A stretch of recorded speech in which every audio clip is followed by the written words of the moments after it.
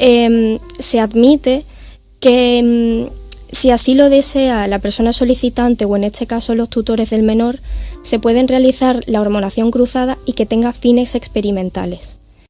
Esto es aberrante, totalmente aberrante, ¿no? Wow. Que no llegue esto a nosotros, y si llegara, tendríamos realmente parte de esa culpa si es que hoy no hacemos algo para detener esta avalancha ideológica. Amelia Guerrero sabía que nunca sería un hombre. Sin embargo, el peso de toda una comunidad frente a ella le ganó y tuvo que transicionar de ser una mujer a un hombre. Hoy arrepentida. Hola queridos jóvenes, queridos hermanos, ¿qué tal? ¿Cómo están? Espero que se encuentren muy bien. Les saluda el padre Byron.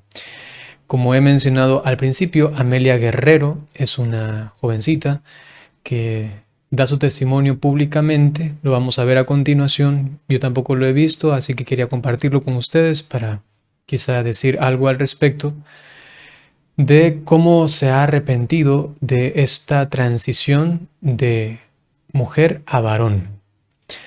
Si bien es cierto, no es un testimonio de conversión, digamos, cristiano, ¿no? Católico, no es que ha conocido a Dios específicamente o algo parecido.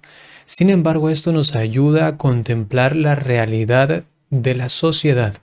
Seguramente ustedes sabrán que en España, ya hace un tiempo, se ha aprobado la ley trans. También se ha reformado la ley en el vientre de las mujeres, de las madres, ¿no? Inclusive pueden acceder a esto de la persona que está en el vientre de ellas sin la autorización de sus padres, rápidamente, sin ninguna otra espera o quizá proceso, inmediatamente desde los 16 años, ¿no? Y en cuanto a la ley trans, es algo parecido. Desde los 16 años, pues ya pueden elegir este cambio. Desde los 14 a los 16, con el permiso de sus padres, y desde los 12 a los 14, por medio de un proceso legal, ¿no? Entonces, esta cuestión en España está tan lamentable, ¿no? Inclusive la ONU ha dicho que España con estas leyes básicamente se ha convertido como en la pionera de ejemplo, de modelo de lo que tiene que seguir prácticamente todo el mundo, básicamente, ¿no? Entonces ya sabemos frente a lo que nos estamos enfrentando, y lo que más nos preocupa a nosotros, fieles cristianos católicos, es justamente que toda esta legislación también llegue a nosotros, que toda esta avalancha de ideologías también llegue a nosotros, y quienes tengan que pagar los platos rotos sean los niños, los jóvenes. Por eso les invito a ver este testimonio, que seguramente nos servirá para abrir los ojos y darnos cuenta cómo llegaron a esta niña, ahora ya una joven, cómo llegaron a ella, le acosaron prácticamente, le manipularon a tal punto de que tenía que hacer esa transición, ¿no? Escuchemos. Por favor, padres de familia, intenten también mirar lo que quizás sus hijos les han compartido. Mamá, me siento extraña. Papá, no siento que yo sea, ¿no? A quien le corresponde este cuerpo, que es justamente lo que ellos han escuchado, han visto por ahí en internet, porque es prácticamente la forma, el medio por el cual están llegando a ideologizar a los jóvenes, no a los niños. Tengan presente y ya vean qué características pueden tener también sus hijos, porque actualmente esto se está convirtiendo en el pan de cada día. Amelia, la historia es así. Buenos días. Buenos días, gracias por invitarme. Gracias a ti por venir. La historia es esa. Tú con 13 años estabas regular. Sí, más que regular. Yo estaba pasando por acoso escolar, desde primaria incluso, y también había pasado por un caso de abuso sexual. Y además, pues yo era un poco fuera de lo que se espera quizás de lo que tiene que ser una chica de mi edad, una mujer, y tampoco encajaba en los estereotipos que debía de seguir. Entonces sí. ¿Sufriste acoso escolar por el aspecto que tú llevabas, por tu carácter? ¿Qué es lo que motivó aquello, si has llegado a racionalizar esa situación? Pues sí, en gran parte yo al menos creo que era porque no encajaba en lo que se supone que debería ser una chica, sobre todo con esa edad. Y además yo vengo de un pueblo en lo que parece que esa sensación es mucho más cerrada, ¿no?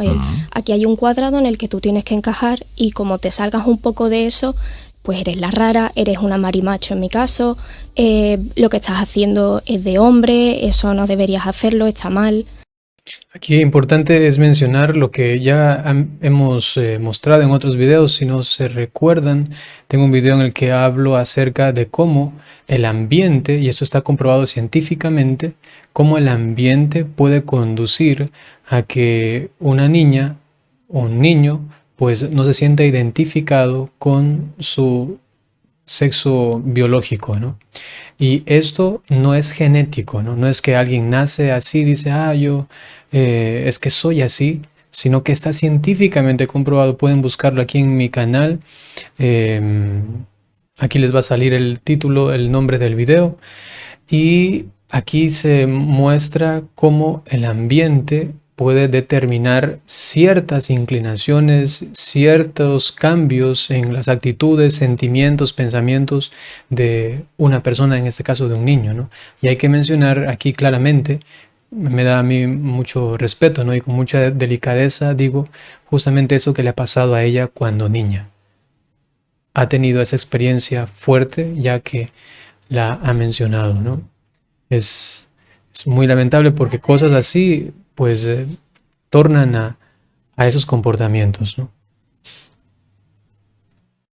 Y se me señalaba mucho, sí. ¿Quién te dijo por primera vez que tú eras un chico y no lo sabías? Pues fue cuando yo acudí a redes sociales. El relato general, además, que había, sobre todo en páginas como Tumblr, ahora en Twitter, es el día a día, incluso en Instagram, la comunidad que yo me encontré, toda me decía, da igual. Eso es importantísimo y como les decía antes, ¿no? Actualmente por medio del internet pues se meten cucarachas en las cabezas de los niños, de los jóvenes y van pensando, eso, quizá eso soy yo.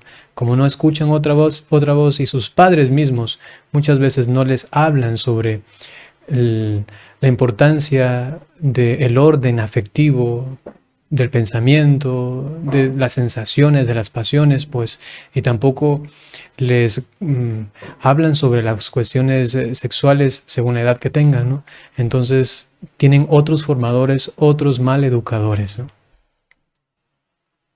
Igual, o sea, eran personas anónimas, pero muchísima gente me decía que el problema que yo tenía era que había nacido en un cuerpo equivocado o que yo tenía un alma de chico, cosas así. ¿Y de alguna manera te lo creíste? Sí, yo en ese tiempo pensaba que yo buscaba dudas, tenía muchas dudas y buscaba respuestas. Y yo en ese momento realmente pensé que eso era lo que me pasaba, como más o menos cuadraba en lo que para mí podía ser una solución, yo me agarré a eso. Porque si no, no sabía cómo continuar, no sabía cómo sanar ese malestar que yo tenía. Porque en ese momento no había otra alternativa, ¿no? que te liberara de la confusión. No, en ese momento sí que se empezó más a hacer ese relato único de si te pasa esto es que eres un hombre encerrado en el cuerpo de una mujer y cosas así. Lo que les mencionaba, ¿no? Está escuchando solamente un relato y no hay la voz de unos padres, de unos buenos hermanos, de unos buenos amigos que en cambio le digan, pero eso no es así. Mira, hay otro camino, o lo que te está pasando quizá es esto otro, ¿no? Pero en cambio el relato único que le metían en la cabeza, tú no eres esto, tú eres aquello, ¿no? Y por eso tienes que ser eso que piensas, o mejor dicho, que nosotros estamos diciendo que pienses que eres, ¿no? ¿Te obsesionó ello? ¿Te obsesionaste con esa idea? Sí, completamente, durante muchísimos años. Uh-huh. ¿Y la compartiste con tu familia, con amigos íntimos? Pues ahora se tiende más a directamente abrirlo y que todo el mundo lo sepa, pero yo en ese tiempo no sabía bien cómo exteriorizarlo, no sabía tampoco abrirme a la gente, entonces fue un relato más íntimo mío, pero sí que alguna vez escuetamente se lo mencioné, sobre todo a mi madre. Ajá. Eso, ¿no? Toda una lucha, un revoltijo, digamos, interior y que se entiende, ¿no? Que es difícil abrirlo, exteriorizarlo. Sin embargo, el arte de ser padres, ¿no? El arte de ser padres, ver a sus hijos, mirar algunas señales y ya. Tenemos que hablar, intentar de alguna manera encontrar la forma para que eso también lo saque, ¿no? Dice que escuetamente le ha dicho a su mamá, y no sé cómo habrá reaccionado ella, quizá no suponía que era tan grave, no lo sé, evidentemente, pero en las familias suele pasar esto y los padres a veces prefieren ignorarlo y suelen decir, ya se le va a pasar, ya se le va a pasar. Y esto hay que conversarlo para que sacándolo también los padres tengan un buen consejo para sus hijos. Dices que las amenazas de ese lobby pro transición cada día aumentaban más. Sí, sobre todo se tiene una opinión muy polarizada, es decir, o tú acatas todo lo que se dice o eres el enemigo público de todo el colectivo y bueno, te empiezan a llamar de todo. Lo de transfobo es lo menos que te pueden decir, que ahora... Es justamente lo específico de una ideología. Se radicalizan, se vuelven fanáticos y entonces solamente esto es lo único, ¿no? Y si no eres de nosotros, pues ruedan cabezas.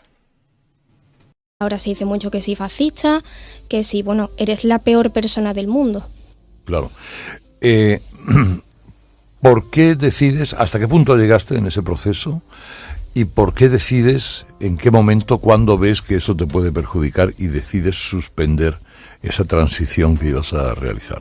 Pues lo mío es social, se dice, no, yo no llegué nunca ni a hormonarme ni a operarme y doy gracias, pero sí que cambié mi nombre. El tema de AME viene pues por hacerlo un poco como más neutro, ¿no? Sin tampoco tener que cambiar mucho de puertas para afuera mi nombre. Yo muchísimas, sobre todo en el entorno de redes sociales y videojuegos, que es donde yo me movía, yo me presentaba como un hombre y yo tenía muy claro que cuando llegase mis 18 yo iba a transicionar a ser un hombre. Y en el momento en el que llega justo los 18 es cuando yo veo que ese sufrimiento no ha desistido en ningún momento, sino que yo estoy obsesa en este tema y para nada mejora, es decir, estoy muchísimo peor. Las conductas que yo tenía, incluso de autolesionarme, son mucho peores por este tema. Y es ahí cuando digo, hay algo que aquí no funciona.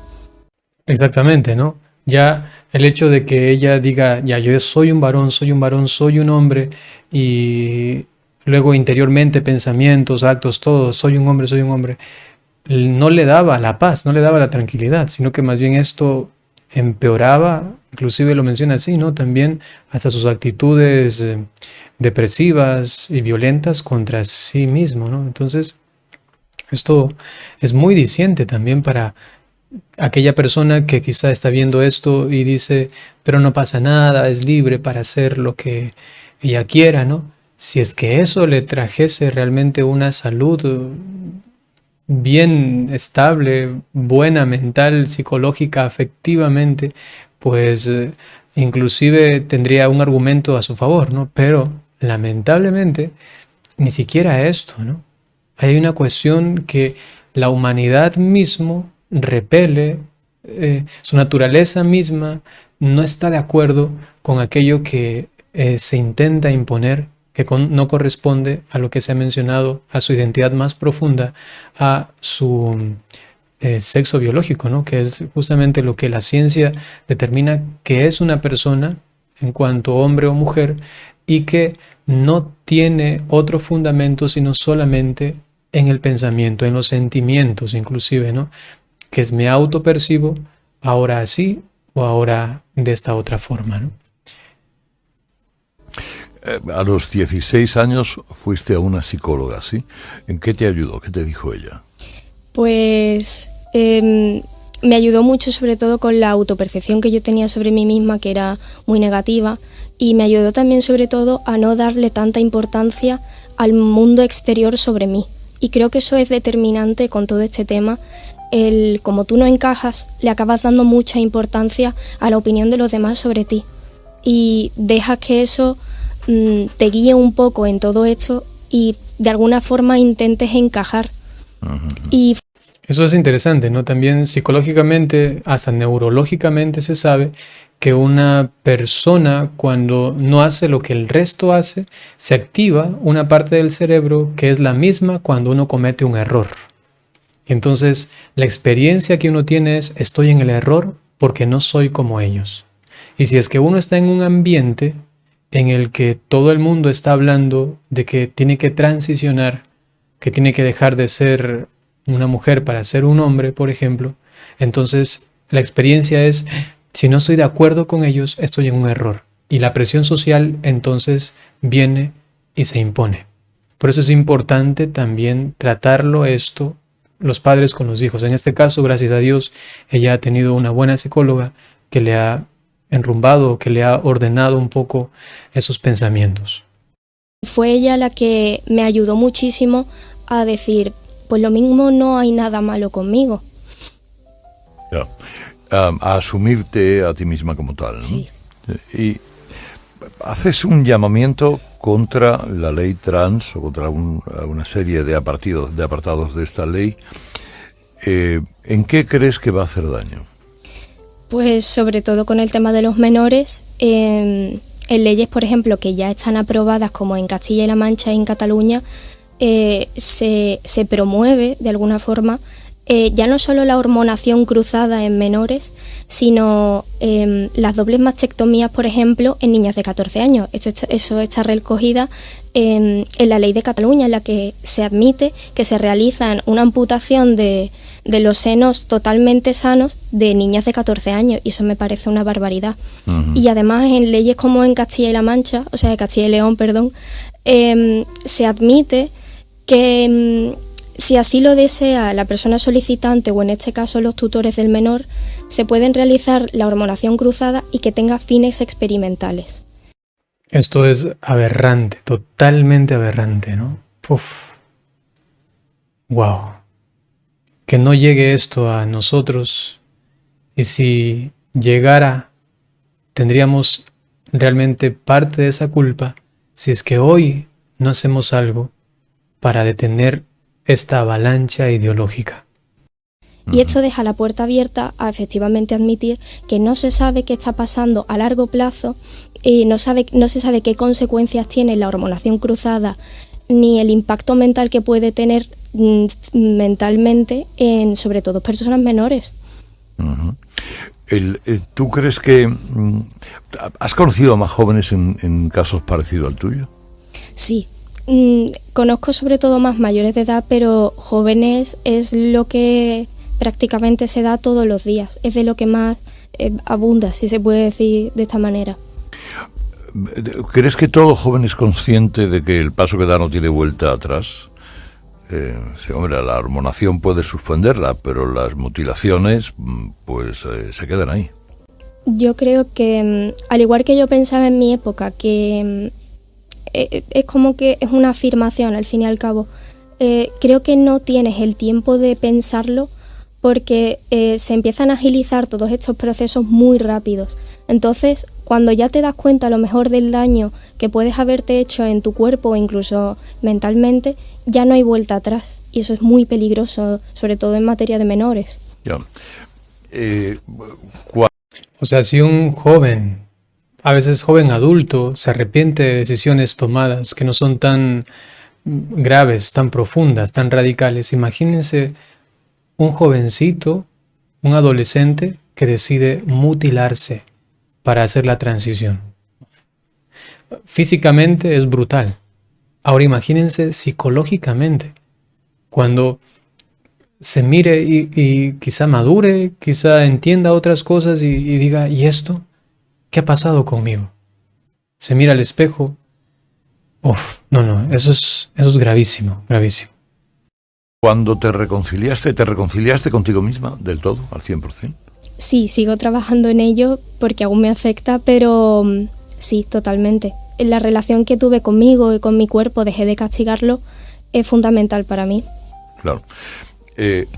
Alguien que ahora te puede estar escuchando y que esté en un momento de muchas dudas, ¿qué es lo mejor que puedo hacer? Pues sobre todo la espera. No porque yo dude de la identidad que esa persona quiera desarrollar o no en el futuro, sino por el daño psicológico y mental que creo que puede ocasionar a largo plazo, sobre todo sobre las personas. Entonces, una espera atenta, sobre todo en la pubertad, creo que es fundamental. Y que no hay prisa, y que creo que las cosas se tienen que poner todas sobre la mesa, no solo una parte de la opinión, digamos, sino ver si realmente esa persona luego, por lo que sea, quiere seguir cuando es mayor de edad. Al fin y al cabo, yo no puedo decidir por un mayor de edad, pero sí para evitar ese daño que se tiene... es como que ya empiezan a haber datos en otros países y es algo realmente alarmante, y por lo que es como, ¿por qué no pensamos un poco en cómo puede afectar esto a los menores? Yeah. Yo también coincido mucho, da una sugerencia, ¿no? Y es la espera, justamente. Si estás en esa situación, espérate un rato, ¿no? Puede ser que es una cuestión de inmadurez, es una cuestión de un proceso, inclusive hasta cierto punto normal, de búsqueda de la identidad, así que vamos con paciencia, ¿no? Pero para esto la compañía de buenos amigos, compañía de sus familiares, de sus padres, es imprescindible. Caso contrario, el único relato le invita a ponerse en esta postura e ir a por todas para que eso se realice, inclusive en la inmadurez de edad en la que se encuentre, ¿no? ¿Tú sigues utilizando las terapias?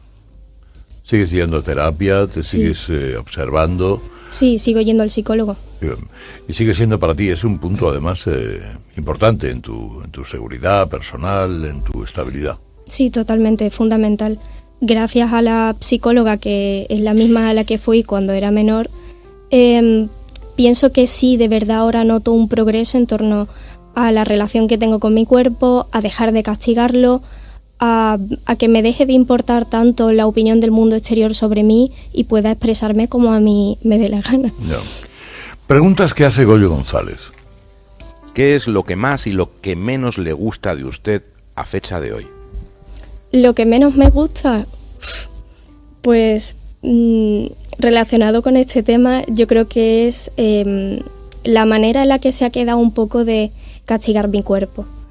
Es decir, es cierto que no me autolesiono, pero el estar tan obsesionada con este tema ha hecho que de alguna forma u otra yo siempre intente castigar mi cuerpo, y bueno, el tema de las dobles mastectomías, por ejemplo, todavía las sigo teniendo en mente y creo que es a causa de esto. No me puedo desprender del todo de esto, pero intento mejorarlo todos los días. ¿Tiene pareja? Sí. Y me ayuda mucho, lo agradezco mucho, es un punto fundamental, pero sobre todo porque no tiene una versión afirmativa sobre todo este tema. ¿Se ve en un futuro con familia? Pues la verdad es que sí. Una de las cosas que me ha ayudado también a reconciliarme relativo a este tema es que yo estaba muy encerrada en mi adolescencia en odio mucho mi cuerpo. Yo, por ejemplo, tengo unas menstruaciones muy dolorosas, y yo pensaba que también si transicionaba un chico no me tendría nunca más que preocupar de eso y tampoco de tener niños. Y gracias también a aceptar que eso es un proceso que, quiera o no, pasa, también me ha hecho reconciliarme con la idea de en el futuro poder tener una familia y buscar el bienestar también para ello, claro. ¿Qué le gustaría ser de mayor? Pues de forma idílica, pues me gustaría dedicarme al ámbito de la investigación en la historia, pero a saber qué me depara el futuro. ¿Y dónde se ve viviendo? Pues Sevilla es uno de los sitios más bonitos donde yo he estado, así que a mí me gustaría seguir viviendo en Sevilla, ya sea aquí o en los alrededores. Bien, queridos hermanos, muchas gracias por acompañarme a ver este video. Hay muchas cositas que podemos ir como interiorizando, reflexionando y ver también qué podemos hacer en pos de la verdad, en pos de el bienestar auténtico, real de los niños, de los jóvenes, que también de esto se nos va a pedir cuentas y de alguna manera tenemos que ver cómo ponemos un granito de arena para dar de retro a todo esto que solamente ideologiza y lamentablemente lastima a aquellos a veces más inocentes, ¿no? Permítanme darles ahora sencillamente la bendición. El Señor esté con ustedes. La bendición de Dios Todopoderoso, por intercesión de la Santísima Virgen María, San José y todos los ángeles y santos, en el nombre del Padre, y del Hijo, y del Espíritu Santo. Hasta pronto.